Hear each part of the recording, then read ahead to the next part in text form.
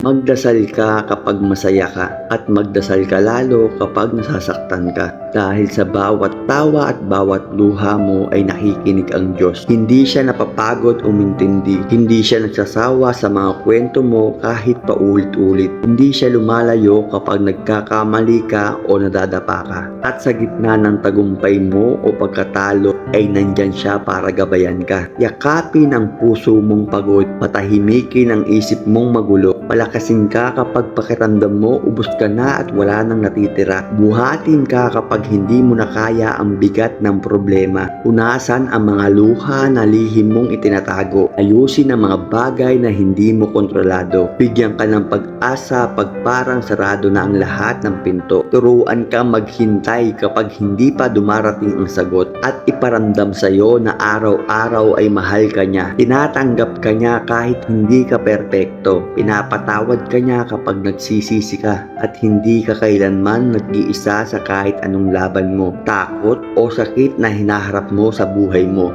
Dahil sa bawat hakbang mo ay kasama mo siya at hawak niya ang buong kwento ng buhay mo.